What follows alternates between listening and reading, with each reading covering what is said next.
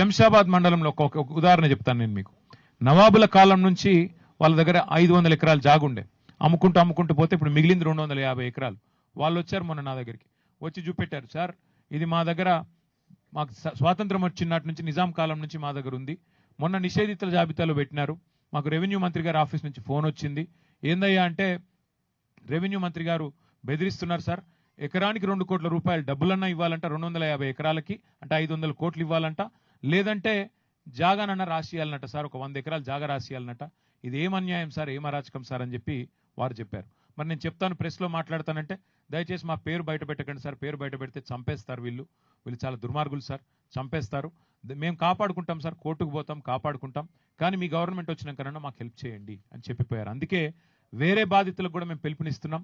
అవసరమైతే మా party office ఉంది, లీగల్ సెల్ ఉంది, మీరు రండి, మీ పేర్లు బయట పెట్టాం, మాకు తెలుసు ఈ గుండాల నుంచి మీకు భయం ఉంటుంది, మాకు తెలుసు, పేర్లు బయట పెట్టాం, కానీ న్యాయపరంగా మీకు అండగా నిలబెడతాం. ఎవరైనా పేరు బయట పెట్టండి మాకేం కాదు అంటే తప్పకుండా వారికి అండగా నిలబెడతాం. అట్లాగే 1 కోటి ఎకరాలు నిషేధిత జాబితాలో పెట్టి వీళ్ళు చేస్తున్న అరాచకాల్ని మాత్రం వదిలిపెట్టం. తప్పకుండా మా పార్టీ శాసనసభాపక్షం మొత్తం ఎంబడ ఉంటుంది.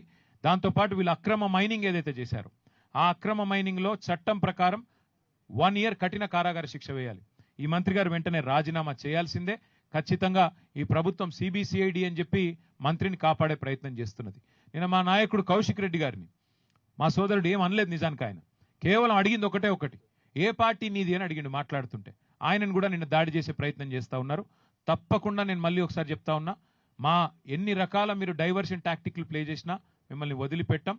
ఖచ్చితంగా సభ నిన్న ఏదైతే తప్పుదోవ పట్టించే విధంగా, రాష్ట్ర ప్రజల్ని తప్పుదోవ పట్టించే విధంగా మీరేదైతే వ్యవహారం చేశారో మంత్రి రాజీనామా చేయాల్సిందే. అట్లయితేనే సిబిసిఐడి నిష్పక్షపాతంగా పనిచేయగలుగుతుంది, లేకపోతే చేయలేదు. సభా సంఘం వేయండి, మీరు తప్పు చేయకపోతే భయపడకండి. ఆ మంత్రి గారిని అవసరమైతే బర్తరఫ్ చేయాలని చెప్పి మేము ఇప్పుడు గవర్నర్ గారిని కలుస్తాము. భూ కుంభకోణాలు బయట పెడతాము, మైనింగ్ కుంభకోణాలు కూడా బయట పెడతాం. అందరూ ముందుకు రావాలని చెప్పి విజ్ఞప్తి చేస్తూ, మీరు దయచేసి మీడియాతో ఒక రిక్వెస్ట్, మా గౌరవ శాసన మండలి సభ్యులు శ్రవణ్ గారు, మా కార్తిక్ రెడ్డి గారు, ఇంకా కొంతమంది మిత్రులు ఇక్కడే ఉంటారు. కూలిన కంపౌండ్ వాల్, వీళ్ళు కూలగొట్టిన కంపౌండ్ వాల్, కూలింది కాదు, గూండాలు వచ్చి కూలగొట్టిన కంపౌండ్ వాళ్ళు, కట్ చేసిన ఎలక్ట్రిసిటీ కనెక్షను, గోశాల ఏదైతే కూలగొట్టారో అవన్నీ మిత్రులు చూపెడతారు. కెమెరాల్లో దయచేసి అవన్నీ మీరు చూపెట్టండి అని చెప్పి కూడా కోరుతూ, మమ్మల్ని గవర్నర్ గారి దగ్గరికి వెళ్ళేందుకు అనుమతి ఇవ్వాలని కోరుతూ, मैं सतीश शाह जी का और पल्लवी शाह जी का फिर एक बार मैं हार्दिक धन्यवाद मैं देता हूँ. बहुत बहुत